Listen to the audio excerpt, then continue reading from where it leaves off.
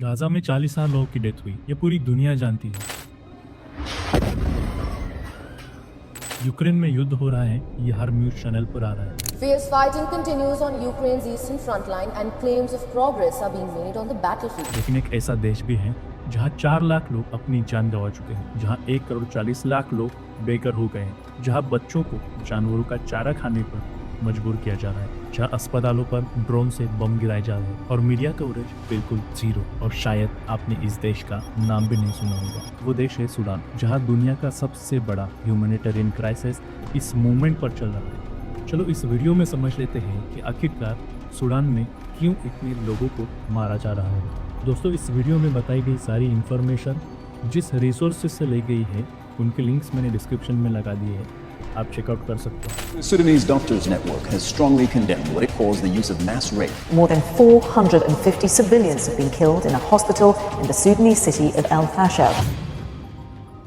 Sudan का issue समझने से पहले हमें उसकी जियोग्राफी को समझना होगा। सूडान अफ्रीका के नॉर्थ ईस्ट में स्थित है, इजिप्ट के ठीक नीचे। अगर आप मैप पर देखो तो मिडल ईस्ट और सब सहारन अफ्रीका का ब्रिज है। पॉपुलेशन करीब 5 करोड़ यानी साउथ कोरिया के बराबर। साइज में दुनिया का 15वां सबसे बड़ा देश, इंडिया के लगभग आधा। पर सूडान इतना इम्पोर्टेंट क्यों है?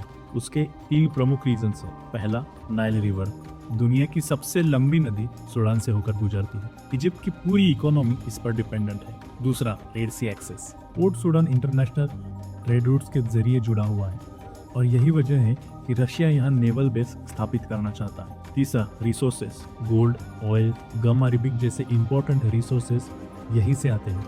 गम अरेबिक का उपयोग कोको कोला जैसे प्रोडक्ट्स में होता है। सूडान में बहुत कुछ है जो बड़ी पावर्स चाहती है। इतने रिसोर्सेस होने के बावजूद सूडान अफ्रीका के सबसे गरीब देशों में से एक है और इसका जवाब सूडान के इतिहास में छुपा हुआ है। देखिए दोस्तों, अब आते हैं सबसे इम्पोर्टेंट पार्ट पर और वो है हिस्ट्री, क्योंकि जब तक आप ये नहीं समझोगे कि पास्ट में क्या हुआ, प्रेजेंट का कोई सेंस नहीं बनेगा। साल 1999 से 1956 तक सूडान एक जॉइंट कॉलोनी था। ब्रिटेन और इजिप्ट उन पर राज करते थे। उसे कहते थे एंग्लो इजिप्शियन कंडोमिनियम। पर ब्रिटिशर्स ने एक बहुत बड़ी गलती की और वो थी डिवाइड एंड रूल। उन्होंने नॉर्थ सूडान और साउथ सूडान को अलग अलग ट्रीट किया। नॉर्थ सूडान जहां अरब मुस्लिम्स थे उसको डेवलप किया, स्कूल्स, रोड्स, हॉस्पिटल्स बनाए। साउथ सूडान जहां क्रिश्चियंस और ट्रेडिशनल रिलीजन्स थे उसको जानबूझकर इग्नोर किया। उनका कहना था कि अभी ये डेवलपमेंट के लिए रेडी नहीं है। और यही से शुरू होती है एक ऐसी कहानी जो 70 साल के बाद भी खत्म नहीं हुई। 1 जनवरी 1956 को सूडान देश आज़ाद हुआ, पर आज़ादी के साथ एक बड़ी प्रॉब्लम आई। नॉर्थ वाले पावर में आ गए और साउथ को किनारे कर दिया गया। और यही से शुरू होता है एक पैटर्न जो आज तक चल रहा है। साल 1956 से 1972 के बीच पहला सिविल वॉर हुआ और साउथ के लोगों ने विद्रोह किया। इसमें 5 लाख लोग मारे गए। फिर 1983 से 2005 दूसरा सिविल वॉर हुआ और ये तो और भी खतरनाक था। 20 लाख से ज्यादा लोग मारे गए, 40 लाख लोग विस्थापित हुए। बीच बीच में बहुत बार तख्ता पलट हुए। 1956 से अब तक 17 तख्ता पलट के अटेम्प्ट्स हो चुके हैं। फिर उसके बाद 1989 में आर्मी ऑफिसर ने तख्ता पलट किया। उसका नाम था ओमर अल बशीर। फिर 30 साल तक उसने सूडान पर नियंत्रण रखा। उसने पॉलिटिकल पार्टीज बैन की, मीडिया को पूरी तरह से दबा दिया, इस्लामिक लॉज लागू किए और अपोजिशन को जेल में डाल दिया। फिर आया दरफुर। 2003 में दरफुर रीजन्स में रेबल्स ने विद्रोह किया। फिर बशीर ने इस सिचुएशन को निपटने के लिए अरब मिलिटियर्स को भेज दिया। इसको जंजवीद भी कहते हैं। इन मिलिटियर्स ने दरफुर में मास किलिंग्स की, विलेजेस जलाए, वुमन के साथ सिस्टमेटिक रेप किए। इसमें 2 लाख से ज्यादा लोग मारे गए। इंटरनेशनल क्रिमिनल कोर्ट ने बशीर पर जीनोसाइड का वारंट जारी किया और यहीं पे एंट्री होती है उस फोर्सेस की जो आज सूडान को जला रहा है। जंजवीद को बाद में एक ऑफिशियल नाम मिला, रैपिड सपोर्ट फोर्सेस यानी RSF। इसका लीडर बना मोहम्मद हमदान दगालो, जिसे लोग हेमेती बुलाते हैं। बशीर ने RSF को अपनी प्रोटेक्शन के लिए यूज किया। बदले में हेमेती को गोल्ड माइंस का कंट्रोल दिया गया और फिर वो बना सूडान के सबसे अमीर लोगों में से एक। 2005 में पीस एग्रीमेंट हुआ और 2011 में जनमत संग्रह हुआ। 98% वोट्स के साथ साउथ सूडान एक अलग देश बन गया। सूडान 2 हिस्सों में बढ़ गया, पर प्रॉब्लम अभी सॉल्व नहीं हुई थी। 2019 में सूडान की जनता ने कमाल कर दिया। वहाँ भारी मात्रा में प्रोटेस्ट हुए और ये प्रोटेस्ट महीनों तक चले। स्टूडेंट, वुमन, डॉक्टर्स, टीचर्स सब सड़कों पर आ गए और फाइनली अप्रैल 2019 में बशीर को हटा दिया गया। 30 साल की डिक्टेटरशिप आखिरकार खत्म हो गई। लोगों को लगा कि डेमोक्रेसी आएगी, लेकिन ऐसा कुछ नहीं हुआ। बशीर को मिलिट्री ने हटवाया था और मिलिट्री में 2 मेन प्लेयर्स थे, एक जनरल अब्देल फताह अल बुरहान, आर्मी चीफ और एसएएफ का हेड, और दूसरा जनरल हेमेती, आरएसएफ का लीडर। दोनों ने मिलकर ट्रांजिशनल गवर्नमेंट बनाई और प्रॉमिस किया कि सिविलियंस को पावर देंगे।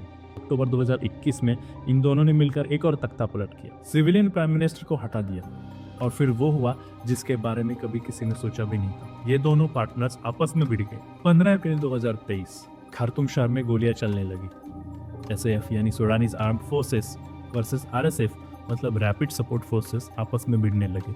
ये बार इसलिए शुरू हुई क्योंकि दोनों को एक साथ नहीं रहना था। इंटरनेशनल कम्युनिटी चाहती थी कि आरएसएफ को रेगुलर आर्मी में मर्ज किया जाए, पर सवाल था किसकी कमांड में। बुरहान चाहता था आरएसएफ आर्मी के अंडर आ जाए, हेमेती चाहता था कि वो इंडिपेंडेंट रहे। कई बार बातचीत के अटेम्प्ट्स हुए पर वो फेल हो गए और दोनों ने एक दूसरे पर अटैक कर दिया। ये सिर्फ 2 जनरल्स की लड़ाई नहीं है, ये है पावर स्ट्रगल। कौन सूडान पर राज करेगा? Resource war, gold mines, oil किसके हाथ में होंगे? इतनी कॉन्फ्लिक्ट्स, अरब वर्सेस नॉन अरब्स, और प्रॉक्सी वॉर, फॉरेन पावर्स अपने अपने फेवरेट्स को सपोर्ट कर रहे हैं। देखते हैं दोनों साइड को कौन सपोर्ट कर रहा है। एसएएफ यानी आर्मी को इजिप्ट, क्योंकि इजिप्ट को नाइल वाटर पर कंट्रोल चाहिए। ईरान जिसने ड्रोन दिए हैं। रशिया जो नावल बेस बनाना चाहता है, और टर्की जिसने बायरक्तार ड्रोन्स दिए हुए हैं, वो आरएसएफ को सपोर्ट कर रहा है। और यूएई मल्टीपल इन्वेस्टिगेशन ने प्रूव किया है कि यूएई छड़ के रास्ते वेपन्स भेज रहा है। और रशिया का वैगनर ग्रुप, शुरू में आरएसएफ को गोल्ड के बदले उन्होंने सपोर्ट किया था, और इसी कूटनीतिक चाल ने पूरे गेम को बदल दिया। मार्च 2025 में सूडान ने इंटरनेशनल कोर्ट ऑफ जस्टिस में यूएई के खिलाफ जेनोसाइड कॉम्प्लेक्सिटी का केस दाखिल किया। US secretary of state Marco Rubio ने पब्लिकली कहा कि UAE openly supporting an entity that is carrying out genocide, पर यूएई इस चीज को डिनाई करता है। इसके बावजूद कि उनके खिलाफ काफी मजबूत प्रूफ्स है, जैसे UN investigations, amnesty international reports और लीक्ड डॉक्यूमेंट्स। देखिए, ये वार सिर्फ सूडान की नहीं रही, ये एक प्रॉक्सी बैटलफील्ड बन गया है। जैसे मिडिल ईस्ट और अफ्रीका की पावर्स अपने इंटरेस्ट के लिए लड़ रहे हैं और बीच में मर रहे हैं आम सूडानी लोग। और अब मैं आपको वो बात बताऊंगा वो जो सबसे ज़्यादा डिस्टर्बिंग है। ये नंबर्स देखिए, अभी तक ऑफिशियली 40,000 से ज़्यादा लोग मर गए हैं, पर फॉर्मर यूएस एनवॉय ने एस्टिमेट किया कि ये आंकड़ा 40 लाख तक हो सकता है। 1,40,00,000 लोगों को अपना घर छोड़कर दूसरी जगह जाना पड़ा। ये दुनिया का सबसे बड़ा विस्थापन है। 95 लाख लोग देश के अंदर विस्थापित हुए। 33 लाख लोग नेबरिंग कंट्रीज में भाग गए, जैसे इजिप्ट, चद और साउथ सूडान। 2.5 करोड़ लोगों को सफिशिएंट खाना उपलब्ध नहीं है, यानी सूडान की 45% पॉपुलेशन को खाना नहीं मिल रहा।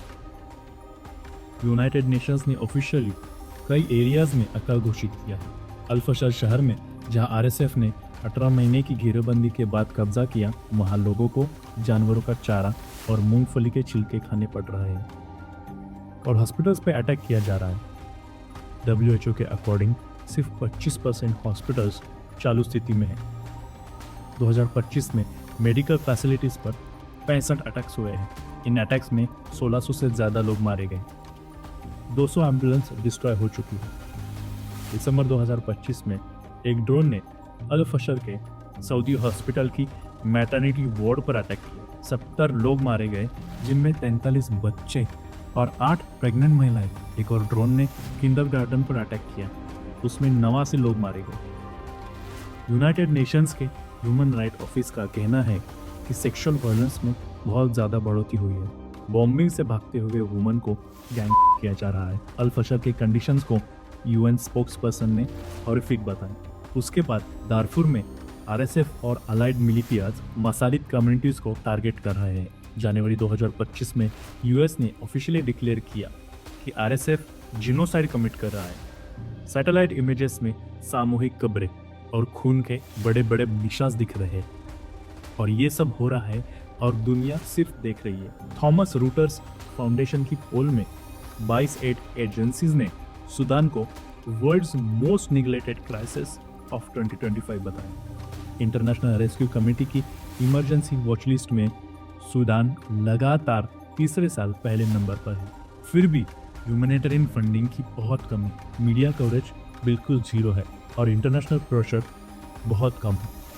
दिसंबर 2025 की सिचुएशन के अनुसार आरएसएफ ने पूरा दारफुर रीजन कैप्चर कर लिया है।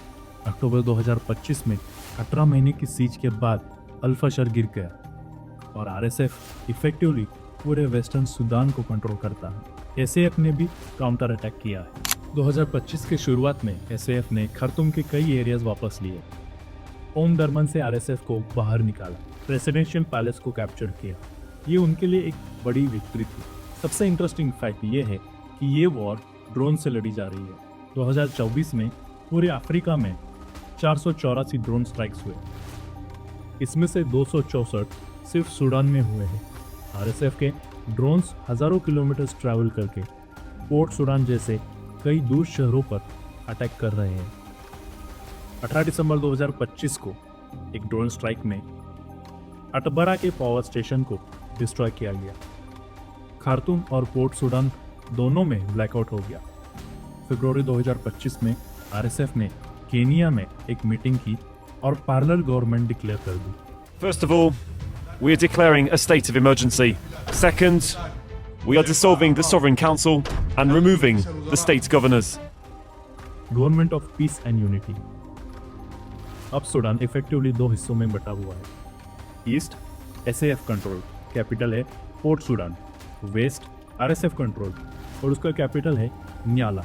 यूएस, सऊदी अरेबिया, इजिप्ट और यूएई, जिन्हें क्वाड कहते हैं, उन्होंने युद्ध विराम के कई प्रपोजल्स किए।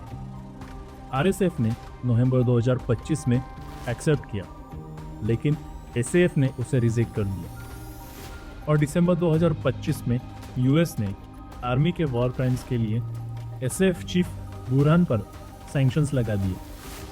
अब दोनों साइड्स पर इंटरनेशनल प्रेशर है, पर ग्राउंड पर फाइटिंग अभी भी चालू है। देखिए दोस्तों, कुछ लोग पूछते हैं सूडान हमसे इतना दूर है, हमें क्या फर्क पड़ता है? उसका पहला रीज़न है रेफ्यूजी क्राइसिस सबको इम्पैक्ट करता है। 43 लाख रेफ्यूजीज नेबरीज कंट्रीज में हैं। छद जो एक्सट्रीमली पुअर है उसमें 12 लाख रेफ्यूजीज लिए हैं। इजिप्ट में 15 लाख है। ये कंट्रीज ऑलरेडी अनस्टेबल है, रेफ्यूजी बर्डन से और डिस्टेबलाइज हो सकते हैं। और हिस्ट्री बताती है जब अफ्रीका डिस्टेबलाइज होता है तो उसके वेव्स यूरोप तक पहुंचती है। दूसरा, ग्लोबल फूड सिक्योरिटी। सूडान गम अरेबिक का एक मेजर प्रोड्यूसर है जो कोको कोला, कैंडीज और मेडिसिन में यूज होता है। वॉर से उसकी प्रोडक्शन काफ़ी कम हो गई है। प्लस सूडान एक एग्रीकल्चरल कंट्री भी है। उसका disruption global food supply chain को अफेक्ट करता है। तीसरा reason, geopolitical implications. Red Sea access के लिए पावर्स कम्पीट कर रही है।